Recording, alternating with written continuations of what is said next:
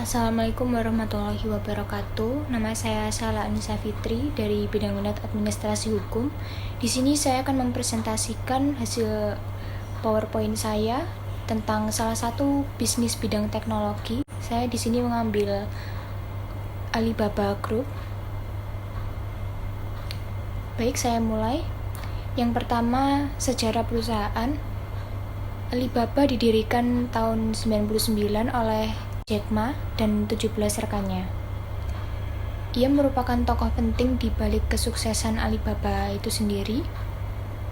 Nah, perusahaan ini yang memiliki spesialisasi dalam e-commerce, retail, internet, kecerdasan buatan, dan teknologi. Perusahaan ini juga menyediakan layanan penjualan konsumen ke konsumen, bisnis ke konsumen, bisnis ke bisnis melalui portal web, layanan pembayaran elektronik, mesin pencari belanja, dan layanan cloud computing. Kemudian Alibaba Group ini menjadi salah satu dari 10 perusahaan paling bernilai yang terbesar di dunia pada tahun 2018, dan Alibaba juga pernah menjadi perusahaan Asia kedua yang berhasil menembus angka valuasi 500 miliar dolar Amerika Serikat setelah Tencent, dan juga memiliki nilai merek global tertinggi ke-9. Kemudian Alibaba sudah beroperasi di lebih dari 200 negara dan wilayah dan menjadi pengecer terbesar di dunia. Nah, salah satu perusahaan terbesar dalam bidang internet dan kecerdasan buatan, salah satu perusahaan modal ventura terbesar, dan salah satu perusahaan investasi terbesar di dunia. Perusahaan ini juga pernah menjadi tuan rumah pasar B2B dan B2C terbesar di dunia. Kemudian perusahaan ini telah berkembang ke dalam industri media dengan catatan pendapatan yang naik 3 kali lipat dari tahun ke tahun. Kemudian tentang jumlah nilai perusahaan pada tahun 2020, Alibaba membukukan total pendapatan sebesar RMB 509,71 miliar pada tahun fiskal yang berakhir tanggal 31 Maret 2020. Kemudian pendapatan Alibaba Group senilai 71,98 miliar US dollar atau senilai 1030,96 triliun.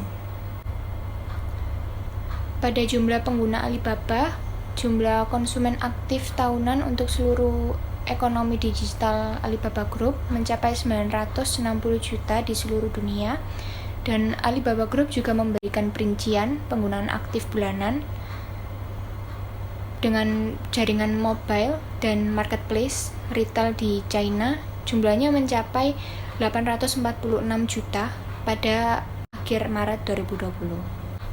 Kemudian apa aja sih produk yang bisa kita dapatkan di Alibaba Group ini? Produk untuk Alibaba, kita bisa menemukan berbagai macam produk untuk berbagai keperluan, baik untuk dikonsumsi langsung seperti pakaian, kosmetik, makanan, minuman, dan lain-lain, atau produk untuk bahan baku industri seperti bahan kimia, mesin produksi, dan lain-lain.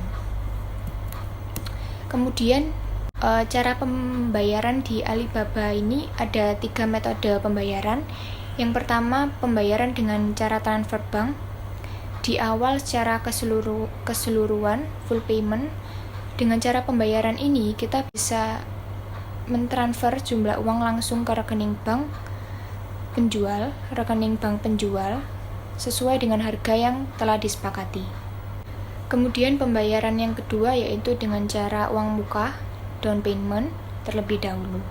Dengan cara ini kita akan mentransfer terlebih dahulu sebagian uang langsung ke rekening bank penjual, dan sebagian lagi setelah barang dikirimkan atau setelah barang kita terima. Jadi seperti sistem DP. Kemudian pembayaran metode ketiga yaitu dengan letter of credit. Dengan cara ini kita sebagai pembeli akan memberi syarat-syarat tertentu yang harus dipenuhi oleh si penjual.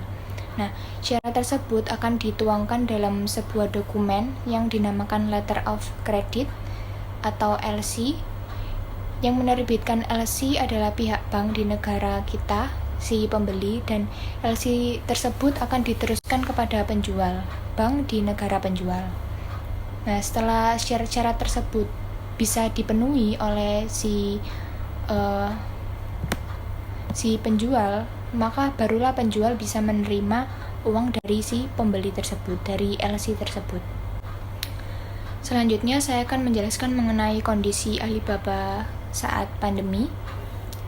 Di sini Daniel selaku pejabat eksekutif tertinggi di Alibaba Group mengatakan bahwa bisnis Alibaba Group ini sepanjang tahun 2019 sampai 2021 terus mengalami pertumbuhan yang kuat. Meskipun demikian, ia mengaku Alibaba Group menutup tahun fiskal ini dengan triwulan yang berdampak ekonomi akibat pandemi virus corona ini. Daniel menyebut pandemi virus corona ini telah mengubah perilaku konsumen dan operasional Alibaba Group secara fundamental.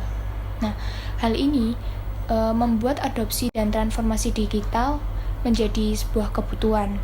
Nah, karena itu Alibaba Group tetap fokus pada target kinerja jangka panjang dan berinvestasi untuk menciptakan nilai bagi para konsumen dan konsumen bisnis.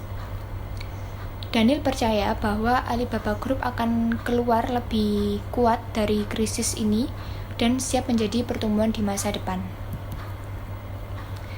Sekian presentasi dari saya, kurang lebihnya mohon maaf. Wassalamualaikum warahmatullahi wabarakatuh.